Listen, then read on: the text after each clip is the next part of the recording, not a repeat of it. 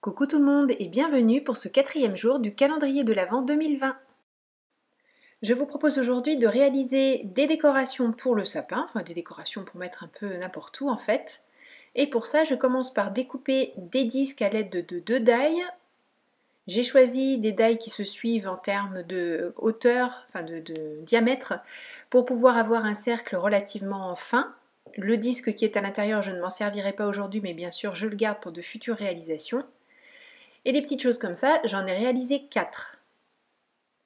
Toujours dans du papier blanc, je vais découper des sapins comme celui-ci. Tout le papier que j'utilise, c'est mon fameux Sheena Douglas 300 grammes. Ce qui m'intéresse dans ce papier, c'est son épaisseur. Du Maya ferait très bien l'affaire aussi, par exemple, il serait parfait. Il y a très longtemps, enfin il y a quelques mois, j'avais vu une astuce de Jennifer Maguire. Elle mettait dans des feuilles comme celle-ci pour passer dans la plastifieuse tout un tas de petits éléments qu'elle voulait voir en transparence et utiliser comme comme devant de cartes. Enfin bon, elle fait des choses magnifiques avec cette technique. Et du coup, je m'en suis souvenue et je me suis dit que des petites décos transparentes sur lesquelles on vient rajouter des éléments, ce serait parfait. Alors je glisse plein de petites choses, de la poudre à embosser, des paillettes, des découpes comme ici les petits flocons toujours dans du papier épais. Je glisse tout ça dans ma pochette de plastification. Une fois que ça me convient, que j'ai mis suffisamment d'éléments, je referme, donc je passe dans la plastifieuse. J'ai passé 2 fois pour être sûre de bien faire fondre la poudre à embosser en fait. Et voilà ce qu'on obtient. J'ai mis sur un fond noir pour vous montrer, mais c'est absolument magnifique. C'est une super idée, merci Jennifer. Je vais découper cette feuille avec le plus grand des 2 die que j'ai utilisé tout à l'heure. Donc je coupe ma feuille en 2, je passe tout ça dans ma machine de découpe, ça se passe très très bien, il n'y a aucun souci. Je suis passée 2 fois quand même pour être sûre de bien couper mes épaisseurs de plastique, mais il n'y a pas de difficulté particulière. Pour pouvoir mettre de l'encre Distress Oxide sur mes sapins, je les remets en fait dans leur moule d'origine, de manière à ne pas les abîmer. J'aurais pu aussi colorer mon papier avant de le découper, ça aurait été pas mal. J'aurais pu utiliser des feutres à alcool, des crayons de couleur. Bon, j'ai choisi la Distress Oxide et c'est le coloris Pine Needle.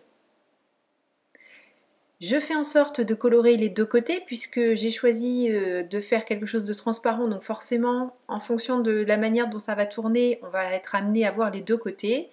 Et les sapins, je les sépare justement pour en mettre un d'un côté et un de l'autre. Pour coller tout ça, j'utilise une colle que j'ai depuis très longtemps de chez Stampin' Up. Ce qui m'intéressait là, c'était que déjà ça colle très bien sur le plastique. Et en plus, il y a un embout très très fin, style petite aiguille, qui permet de mettre de la colle de manière optimale de chaque côté, non pas de chaque côté, sur les petites découpes de ces sapins. Alors j'imagine que ma colle à pointe fine aurait très bien fait l'affaire, mais bon, comme j'ai cette colle là et que ça sert à rien de la laisser dormir dans un tiroir, je l'utilise. En plus, elle a le bon goût d'être très transparente, donc on ne voit même pas que c'est collé et ça tient vraiment très bien. Là, on est plusieurs jours après la réalisation de cette déco et ça n'a absolument pas bougé. Pour les rendre un petit peu plus sympathiques encore, ces petites décos, j'ai choisi d'utiliser les marmottes de chez Crazy Little Craft. Alors là, mise en couleur, on ne peut plus simple. Des 2 côtés, même si l'encre traverse pour que ce soit joli des 2 côtés, j'ai vraiment fait mon ancrage, ma mise en couleur des 2 côtés, vous voyez, sinon c'est quand même pas suffisant.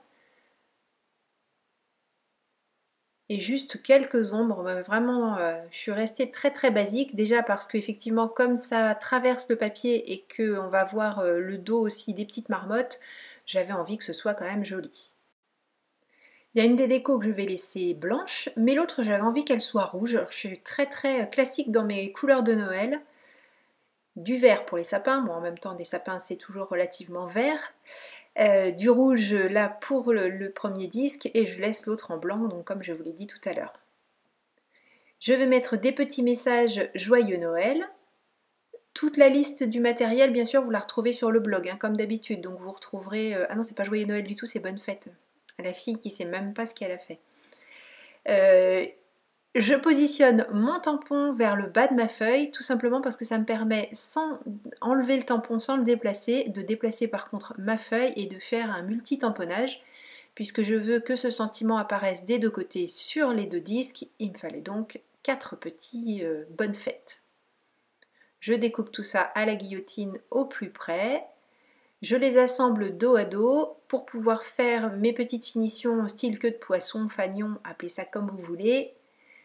De cette manière, je suis sûre que les deux fonctionnent parfaitement ensemble puisque je les ai découpés en même temps en faisant attention que la feuille du dessous ne bouge pas. Je dois être un peu fatiguée aujourd'hui. Comme tout à l'heure, l'une des deux décos est en rouge et l'autre restera blanche. Du score tape parce que comme ça je suis sûre que ça ne bougera pas, tout fin parce que mes bannières sont relativement fines. Et avant d'assembler quoi que ce soit, j'ajoute le petit ruban qui me permettra d'accrocher ma déco. J'utilise les petits trous du die que j'avais utilisé tout à l'heure. Ça fait pas vraiment des trous, mais au moins comme ça je sais à quel endroit je peux percer pour que ma décoration pende correctement. Ce ne sera pas trop de travers, les petits sapins seront bien debout. J'enlève mon aiguille bien sûr, je refais un nœud. C'est un petit fil doré, alors je ne me demandez pas d'où il vient, lui vous ne le trouverez pas dans la description du blog, tout simplement parce que je n'en sais rien du tout. Il y a trop longtemps que je l'ai, je ne sais pas du tout. Donc voilà, je pourrais accrocher ma petite déco, mais n'importe quel fil fera tout à fait l'affaire, il n'y a même pas besoin qu'il soit doré. Toujours le score tape très très fin pour pouvoir le mettre au dos des disques. Je fais en sorte de lui donner des petits plis régulièrement pour qu'il épouse cette forme arrondie. Donc comme il est fin, il n'y a aucun souci pour le réaliser, ça se fait très très facilement. J'appuie bien pour le faire adhérer malgré les plis.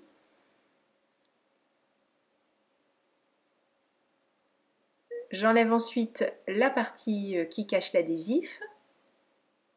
En tout cas, j'essaie de le faire. Et je commence à ajouter mes différents éléments. Ici, la petite marmotte, qui sera donc dans le bas de la déco, devant les sapins. Je fais en sorte, bien sûr, d'être parfaitement alignée avec l'arrondi de mon disque transparent. De l'adhésif, après avoir découpé ce qui dépasse, oui quand même c'est mieux, c'est pas très très joli sinon ça fait pas vraiment fini. Donc de l'adhésif également sur le deuxième petit cercle, que je colle bien sûr au dos. Je fais attention de bien aligner mes deux cercles rouges pour éviter qu'on voit le blanc au travers. C'est pour ça que je n'appuie pas tout de suite sur mon score tape, parce qu'une fois qu'il a bien adhéré, par contre, même si c'est sur du plastique, c'est quand même un peu compliqué à défaire. Et on voit qu'il reste des petites tranches blanches que je n'ai pas bien cachées avec le feutre rouge. Bien sûr, je vais réintervenir pour cacher tout ça. Pour éviter qu'il n'y ait trop de rouge, j'ai choisi de mettre la bannière rouge sur le disque blanc et inversement. Et comme on a réalisé deux petites bannières, mais vous voyez, de cette manière, on peut retourner la décoration, ça reste joli quand même.